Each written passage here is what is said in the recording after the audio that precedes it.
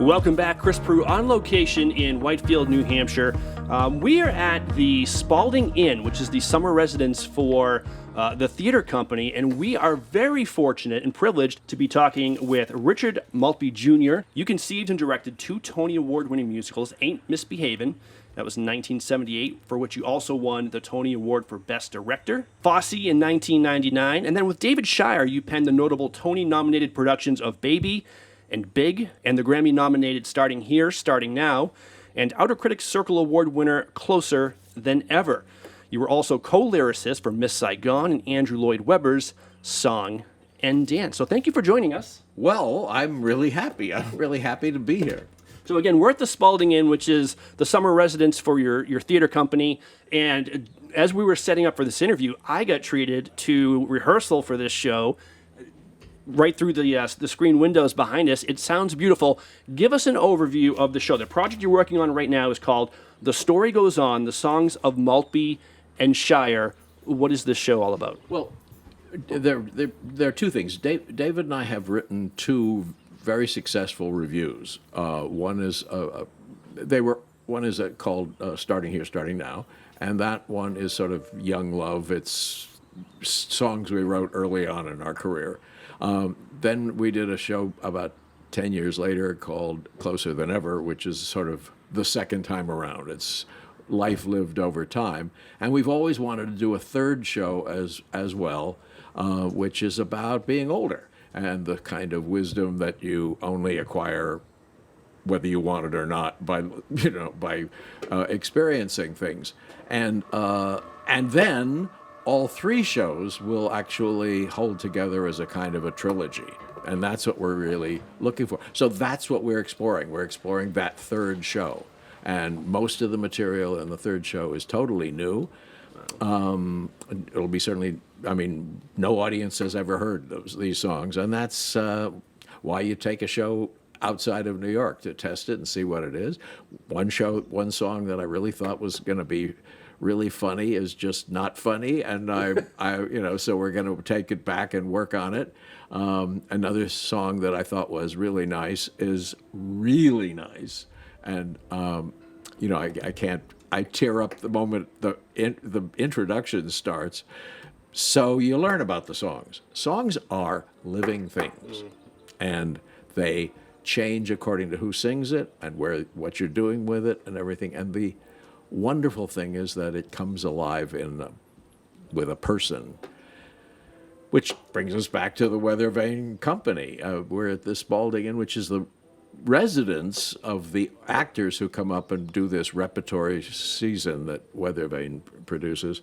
But it is also the rehearsal room and everything. So everybody's in the same place, which is really unheard of. You usually have to kind of go down the road a piece, and it's just wonderful. After the rehearsal day is over, and some part of the cast has done a show, everybody sort of hangs around, and that's the valuable time. Yep. It's the time when you suddenly say, "Oh, I was bothered by that." It's a thing that you'd never ever say, but you can say it late at night with a beer, And also it forges this wonderful sense of community. The company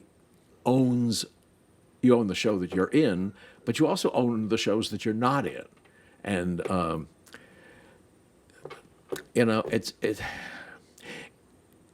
any theater company is a kind of human experience in one way or another. And no matter how you plan it or anything, it surprises you. You find out about people that you didn't think you were going to find out, or you didn't want to find out. But it's just like families. Just exactly like families. Exactly like families. The person that you thought was absolutely, turns out to be really strange. The person that was quiet and you didn't know what kind of person they were explodes in a rehearsal, and you kind of go, "Oh, wow." Because theater is human. It's human, and it's live, and it's right there. It's not on film. It's not on television. It's not taped. It's not. You can't go back and do it again. But it's live, and Yeah. We are talking with Richard Maltby Jr., his new project, The Story Goes On, The Songs of Maltby and Shire.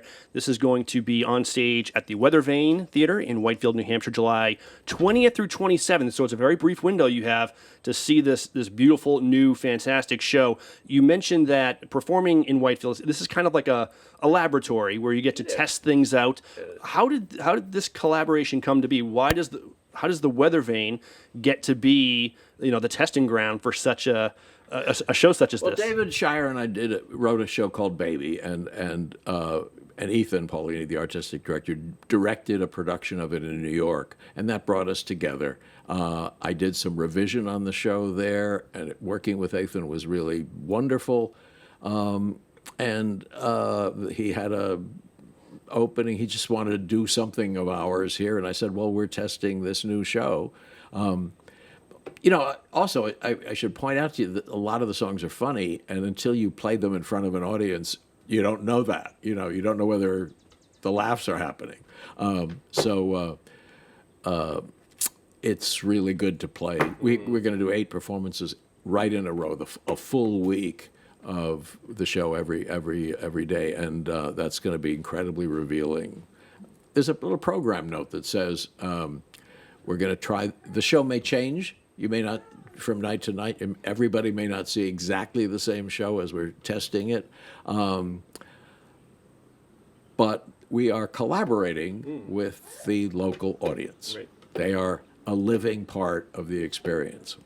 And that's great. So you should actually book tickets for every single show, so you can actually witness the evolution and see. You get a master class on how to evolve your theater production for the audiences. I doubt they'll actually do every show, but I do think it's a show that you may want to see more than once.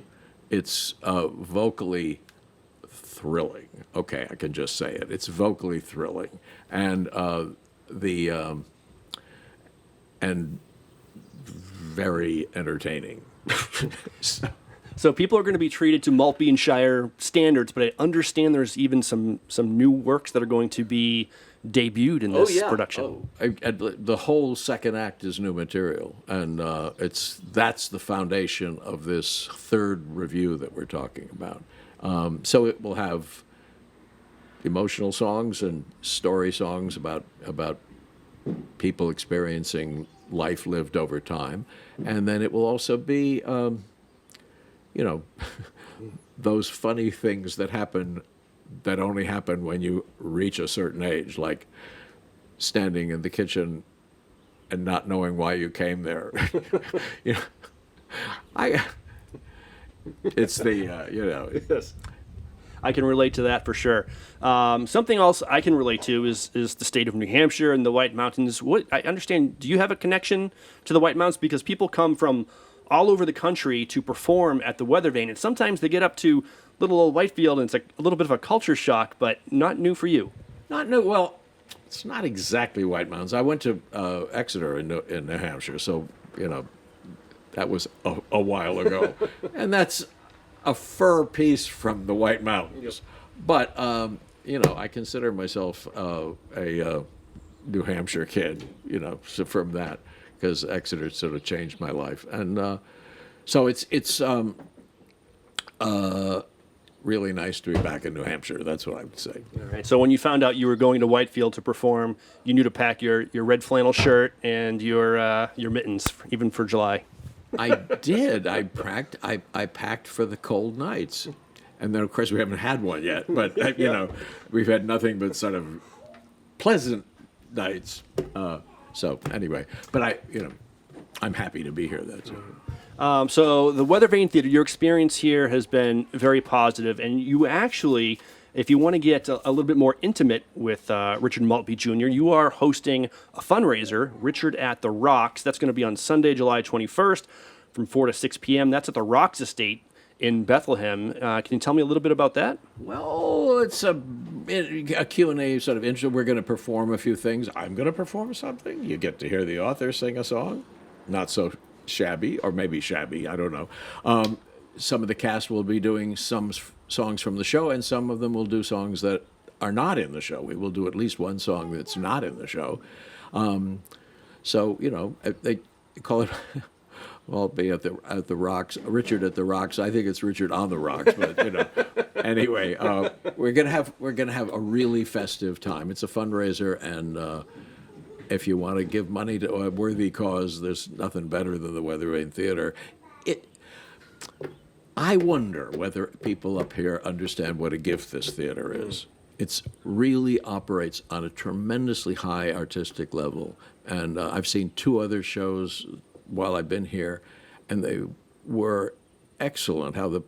What the Constitution means to me, and the Skeleton Crew are excellent plays, difficult plays, timely, theme-oriented plays, performed just brilliantly, and you don't get that everywhere. So I hope people in the area will begin to. If you don't come regularly to the show, start coming, because it's a real experience. It's a real privilege to have this show, around. And coming from a multi-time Tony winner, that is the highest praise. We'll end it on this: works of art, whether it's lyrics that you write or shows that you direct. Some people describe them or compare them to children.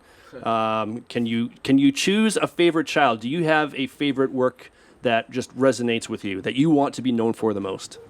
Well, David and I wrote this show called Baby, which is it's not really about babies. It's about what the advent of a child does to your relationship, and what happens.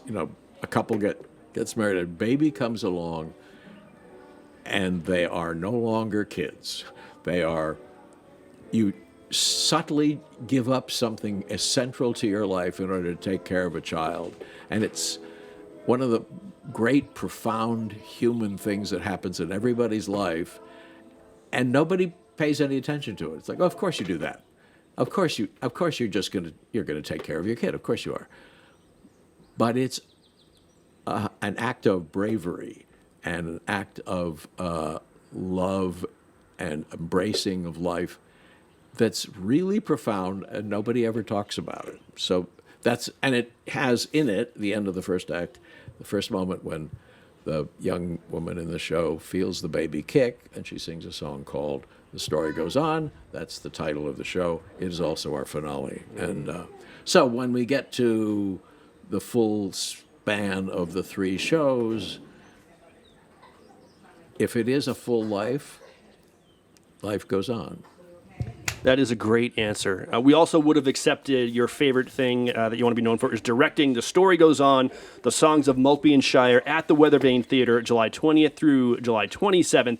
WeathervaneNH.org for tickets or information on the Richard at the Rocks, benefit that is on July 21st at the Rocks Estate. It's going to be a lot of fun. It's going to be really good fun. Well, thank you so much for taking time out of your busy day. I know you were rehearsing just before we came here. No, I had to. We were doing something new, and I had to see it. We're right up to the wire now, because I think we're recording this on the 18th or 19th, so this is about to get underway. Best of luck to you, and thank you for joining us. Thank you very much. All right, you're watching Outside.